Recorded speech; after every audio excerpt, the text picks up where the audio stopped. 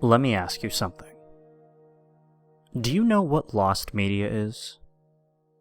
I'm asking those to the people who are new to this kind of subject.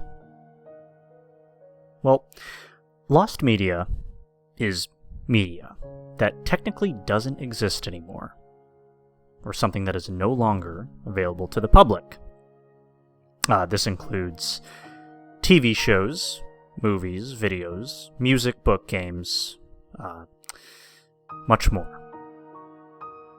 However, I've heard countless stories of people experiencing certain lost media, you could say. And I do, in fact, have a lost media experience as well. This one time, I used to watch a lost version of Ratatouille that depicted two scenes. I only remember them right before I found it. One scene was that of Emile getting killed by being struck by lightning, and a scene of a bird's eye view of a deceased person in a kitchen due to the fact that somebody accidentally put poison in his food. I like to call a first-person view a bird's eye view because, why not? In that view, regardless, people are fighting with the sounds of, well, this underwater filter. Vision was blurry. The words, "No heaven, no hell," appeared on the screen. Now, keep in mind, I was in school at the time when I watched this, but what I saw just disturbs me. I get that it's a movie, but clearly something wasn't right about it. But I have in fact found the movie. I was on a hunt for it for a while now, actually. I just regret watching for this reason. It just feels too horrible to even take a look at it, you know? I mean, why would I want to see Emile die from getting hit by lightning? Why would I want to see a bird's eye view of a deceased person? You know, it doesn't feel too right. And I remember watching many traumatic films and shows, too, such as Elf and Lied, an anime, very explicitly not for kids. But anyway, basically, I did find the movie, but I absolutely regretted watching it. It's just too realistic for a cartoony fashion film. I mean, no heaven, no hell being put on the screen just makes me uncomfortable. I've seen experiences from people watching dark and disturbing lost episodes that contain disturbing and horrific scenes of violence, and much more. But before I mention the origin of lost episodes, let me tell you a few experiences from some users online.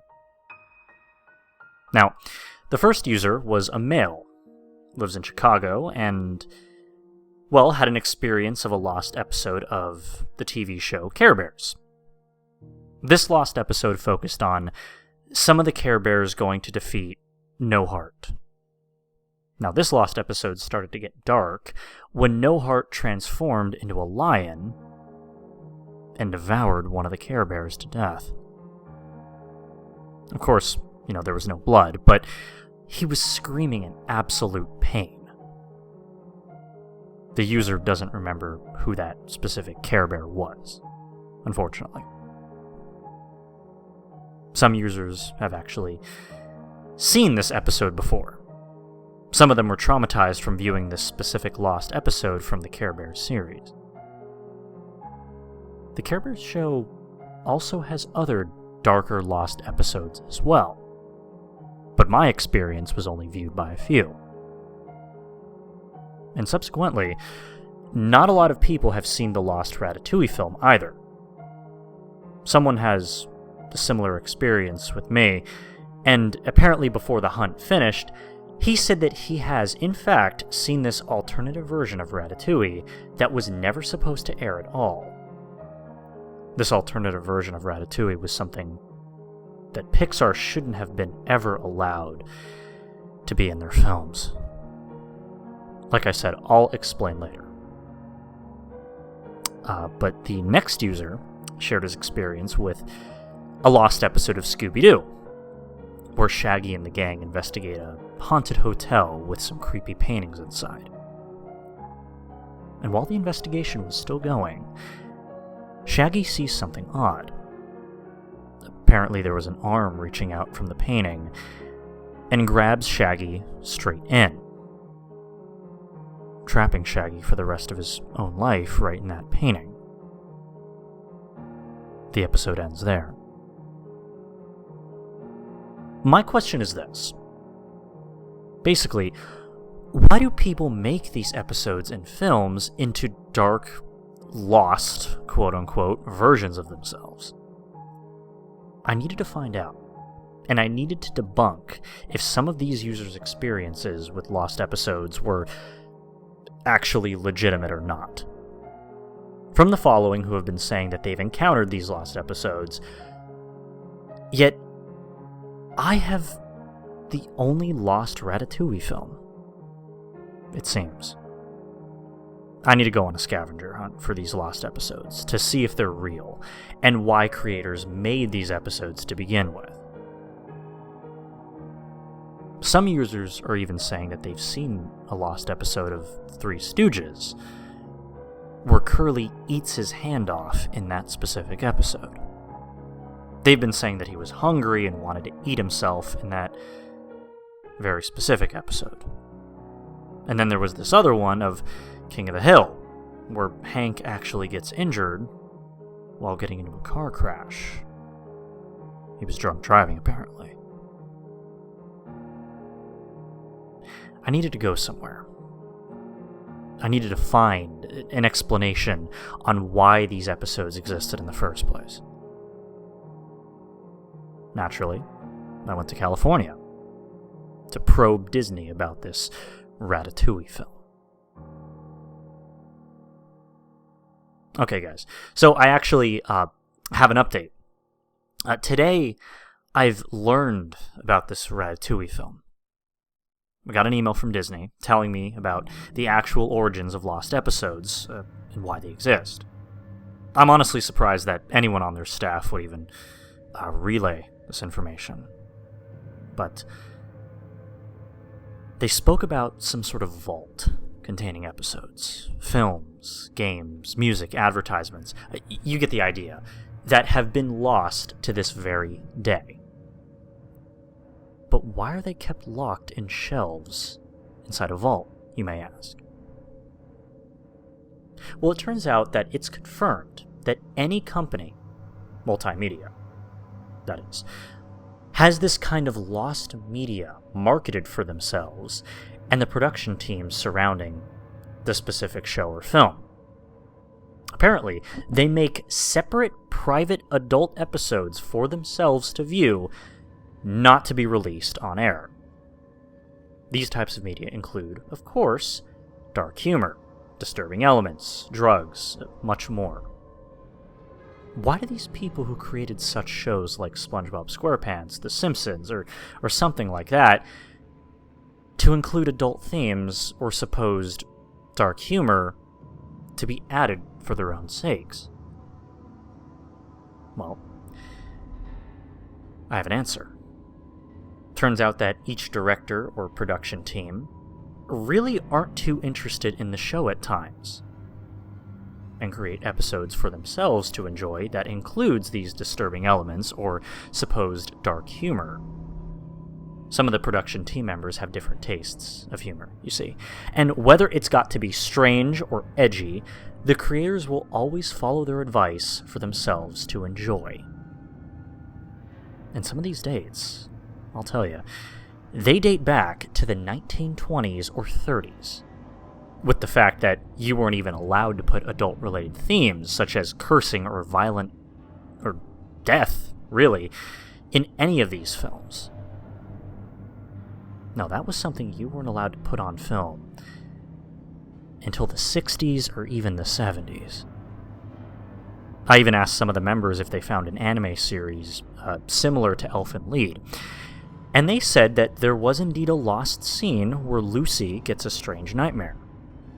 Our company isn't for companies who made Elfen Lied, but I know that scene from before. I'm not interested in it, and that I found a Ratatouille film 3 years ago. The members did show us some episodes of cartoons. They showed us this first lost episode, which is an episode of The Muppets Show where Kermit is actually seen with a coat on and walks to a bar. He drinks beer in this lost episode and talks to Gonzo about sex. The scene continues on until Kermit gets his face deformed into something unusual, really strange to the average viewer. It's probably because of him drinking too much, but that's the thing, he wasn't drunk.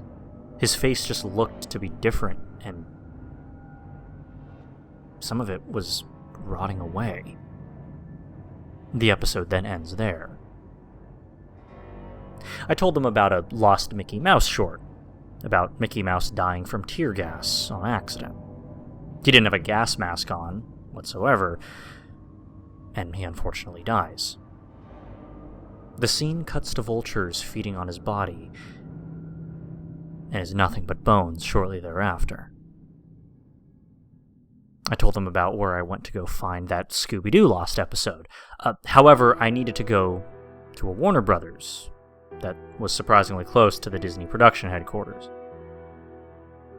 For that, I saw that one Ratatouille film that I regretted to watch since about 3 years ago. I have somebody to watch it with me this time. I couldn't, though. I asked him about it and got led to a room. And why was I there? Really? I mean, looking back, this was such whiplash. My eyes were shrunken, my teeth were chattering, my body was quaking to the fact that I had to watch a film that I regretted for 3 years. When the film began, my heart began to race. Emil dies, as I expected, and at the end was a bird's eye view of a deceased person. That same person who died with the words, "No heaven, no hell," plastered on the screen, while 3 people are arguing over the body. It indicates death, and that's why I absolutely regret watching this Ratatouille movie since 3 years ago. I was finished with that. I got out and drove to Warner Brothers to find these different lost episodes of specific shows, not under Disney's umbrella. It was a few towns away, but luckily I made it. I arrived, I met some of the people there, and it didn't start off too bad. They did, of course, have a vault containing lost episodes. Surprisingly, they managed to get a few lost episodes and films from their subsequent sister and brother companies as well. The reason why they were there is because the companies sometimes trade different and separate episodes from different shows to keep for themselves to enjoy. Our next one was a lost episode of The Amazing World of Gumball, a show that was silly, pretty quirky if you ask me. But that's not what I'm talking about. This episode was titled Gumball's Soul, and in this lost episode, it started with Gumball talking to Darwin about meeting with a person, quote-unquote, who they had never met before. They grabbed their stuff and met this random person. This person was drawn in a cartoon style as usual. But here's something that gets dark. See, he shows his hand and takes Gumball's soul to hell. It wasn't too messed up, but why would Gumball ever get his soul taken to hell. I mean, that's pretty strange and unnerving, if you ask me. Let's see, the next one is a lost version of the movie Beetlejuice. The movie shows one of the characters throwing up on what appears to be a baby mixed with some sort of fish and a lizard. Okay, that was some very weird stuff in Beetlejuice, and, I mean, par for the course, the whole movie is relatively weird. What was the point of throwing a weird-looking baby in this version of the movie? We got some music album of what appears to be a lost song sung by the Red Army Choir. I played the song, and it actually contains lyrics about the gulags in the Soviet Union and how it affected many people. Let's see, one part of the lyrics was the Berlin Wall and how a boy died on his birthday after trying to get a ball across the wall. Some pretty heavy stuff in there. The last item on the list was a lost episode of the Looney Tunes. The episode was called Bugs Bunny's Injury. The episode began with Bugs messing with Elmer Fudd. It seems like your normal Looney Tunes episode, if you ask me, but all of a sudden, a bottle gets flung right towards Bugs Bunny's arm. He gets multiple cuts on his arm, and for some reason, he puts something that looks like lemonade? Some yellow liquid onto his arm and screams in pain and agony shortly thereafter. The reason for this is relatively unknown, but, I mean, judging by the way it looked, it's pretty painful and gruesome, if you ask me. Okay. Sorry guys, I have another update. I can't get that fucking image out of my head. I mean, what was the point of Disney making this a realistic portrayal of life in Ratatouille? I just can't get over it. The fact that they had a part where there's literally just this first-person view of a corpse. An actual corpse of no heaven, no hell being plastered on it. Disney's supposed to be a happy company. Not some conspiratorial, truth-telling bullshit. I mean, it just unnerved me thinking about death after that film. I always feel like I'm just now going to get killed for some reason. I don't feel safe. I mean, what is the point of a film so beloved by many to have an altered version of itself, including this corpse in it? Why do they have to add in the words no heaven, no hell? And why are there other experiences of other dark, lost episodes? Okay, I think I might actually be losing it here. But anyway, I found what appears to be a lost cassette tape. It appears to be an interview. I put the cassette tape into my player and played the audio recording.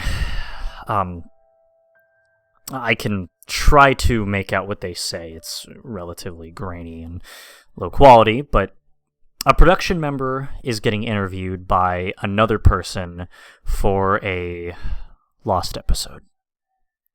The tape went like this.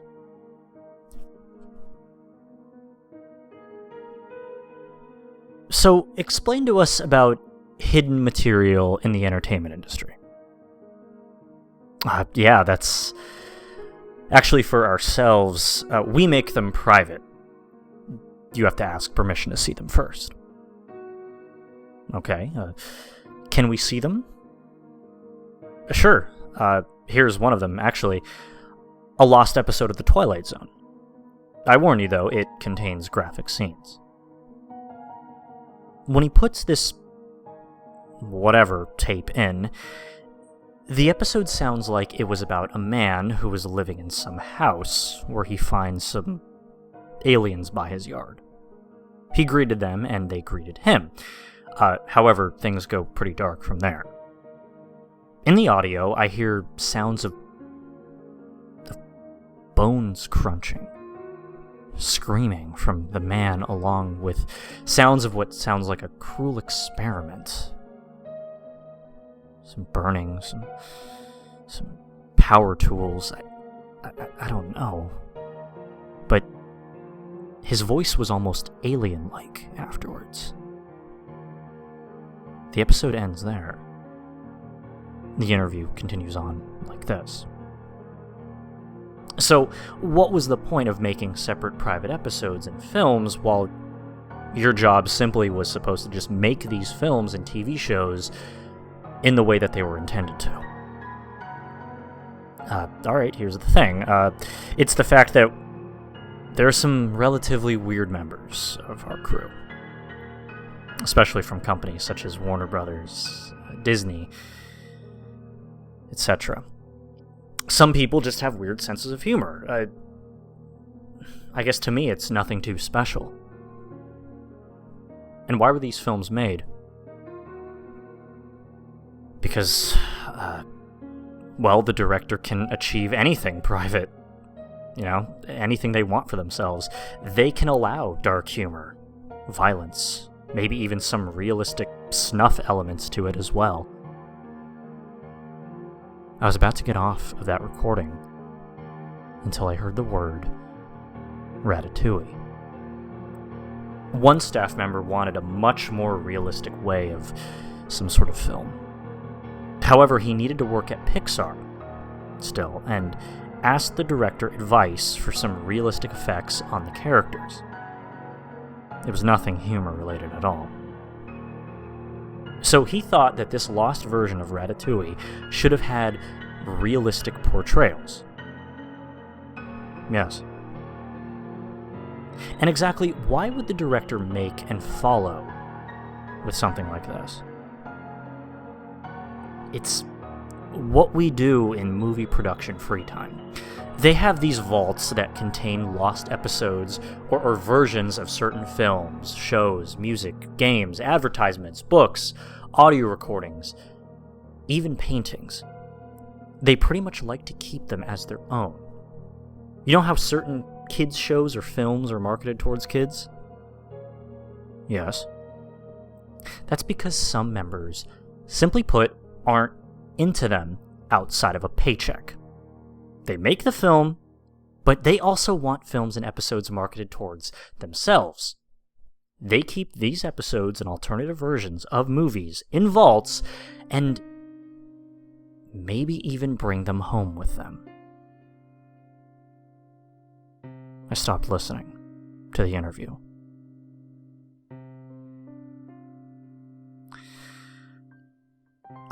I guess that's how lost episodes are made. I got my answers. Next question was, why do they sometimes make them public to some viewers? Basically, at that point, I was thinking of going to ask some local team member on the phone or something. Or how they sometimes just appear to some people at different junctures. I don't know. I just don't know why. But I decided to find some local phone number from somebody who is a part of one of these companies running these films and shows. I'm not going to say who for sake of privacy. I knew their number, though. I grabbed a phone book to see if there were anybody that I could talk to regarding this. If the number even still worked, that was. For that, I had a thought about that Care Bears lost episode to debunk, whether it was real or not. I did ask one of the team members at Warner Brothers to deliver me a box set of DVDs of lost films and episodes. I mean, I was really pulling some strings here, but films such as Cats and Dogs, Space Jam, Animaniacs, Looney Tunes, other films and shows that weren't even a part of Warner Brothers, like Rocko's Modern Life, Beavis and Butthead, Good Burger, Beverly Hills Cops, and, of course, Elf and Lead. And when the box set was delivered, I got these films, yes. But in that bundle was a lost episode of Courage the Cowardly Dog. It got to me. I remember watching the show very, very frequently when I was younger. The episode was titled Courage is Kidnapped, which just sounds plain awful enough. I mean, Courage the Cowardly Dog was my beloved childhood character, one of my favorites. I was into it, but at the same time, I just didn't want my childhood character to have a horrendous fate. I saw him as a loving character that inspired me to be courageous myself, and I guess I just wasn't into watching it then. But, I have another update for you. I think I'm a little bit traumatized. I did watch it. Yeah, I did watch it, and after watching it, I don't think I'll ever see Courage the same way again. The episode starts with Courage, Muriel, and Eustace talking until Courage goes outside. However, as the title implies, he gets kidnapped and is tortured by a bunch of agency members in black suits. It's absolutely horrific, and the way that he was kept as a slave and almost starved to death deeply disturbs me. I will not go full detail on it. It's just too horrific. It's nothing really sexual assault related or something like that, but, he was tortured in a graphic way that I just can't explain, and no, for those asking, I will not. What I will say, though, was that he was in a dark room with a bunch of men and was kept as a slave for money. He luckily survived from those horrors at the end, but it was at that moment that I actually found a member who worked for Cartoon Network within the phone book. I will say that his name was Brian, and I had to call him about these secrets behind these certain lost episodes. Perhaps he could shine some light on some of them. I tried calling a couple times. He wouldn't answer, though. Took me a while before he began to call. And when he did, I asked him about these lost episodes being viewed by some people, not being kept in the dark, everything so far. He responded with, "Oh, how did people manage to get our last..." He responded, "Oh, how did people manage to get our lost episodes? I'm assuming there's some group of hackers putting our lost episodes in stores. Some production members are actually, parents who brought their lost episodes to their houses. And sometimes their kids would find these episodes and the subsequent alternative versions on accident, thinking that it was the normal show or film. And sometimes people would like to pull stupid pranks on others without getting caught. It's unfortunate, but indeed true that people are doing this." And after all that, now I can see why these lost episodes are getting found by these specific people. There is one thing I need to do. To find this lost episode of the Care Bears, this episode that was still burning a hole in my mind, where no heart mauled one of the bears alive. There was another phone number for somebody who worked at Pixar. I was getting tired at this point. Maybe I could know much more of this lost Ratatouille film that featured these things. But I don't know. Anyway, I think I was just about done with that. I called this next person at Pixar about the film. I first said, "What's more to this than the film itself?" I was talking about the bird's eye view of the corpse. He just simply laughed, though, and said, "So who calls a first-person angle a bird's eye view?" But anyway, yes, there was more to it. He then responded with, "Well, apparently our members made an alternative version of this film days after when the public Ratatouille film was made." However, what I noticed was that Remy sounded somewhat like Patton Oswalt. But at the same time, he really didn't.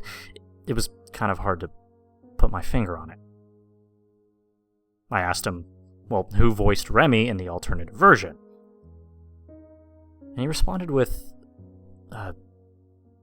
somebody else. I think his name was Gary Shandling? He voiced Remy in this alternative version. The call continued on. I asked, "So why did you pick Shandling instead of Oswalt?" And I knew he was going to respond. "He just sounded like him." I asked him another question. If he worked at Mill Creek Entertainment, would he be in the records? I asked him another question. If he worked at Mill Creek Entertainment. And he responded with, "I have seen him before there, but are you looking for something in particular?" I responded, "Well, yes, a Lost Care Bears episode where No Heart devoured one of the bears." "I don't know if that exists," he replied. I didn't really know a vault containing lost media of any kind during that time. However, I am aware that there could be a lost episode with that description.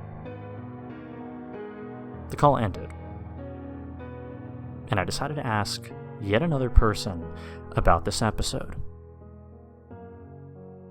But one day, however, I overheard somebody chatting away with another person in a hotel that I was staying at, containing the words, "An episode of Care Bears that I found."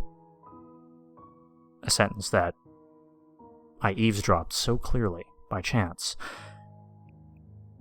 I asked this person and told what the episode entailed. "So, you wanted to see your childhood ruined too?" Okay, well, apparently, No Heart transformed into this wild animal and devoured Champ Bear. That was the bear in question. I went to see it, and therefore, they led me in their room. They have the DVD. And I couldn't believe it. This person in particular, they had it. I gotta be honest, I'm pretty nervous to see Champ Bear getting horrifically devoured to pieces by No Heart. It's not exciting, but I'm gonna watch it if I want the answers I want. When the episode began, my heart raced immediately. It raced, and the episode continued. Until it stopped when they got to No Heart. He indeed transformed into a lion and mauled Champ Bear into shreds, screaming bloody murder, No Heart mauling him for minutes. I stopped watching after that. This wasn't fun. The episode was real. It was real and it was horrific. I calmed down a few days later. It was a hell of a day that the hunt was, and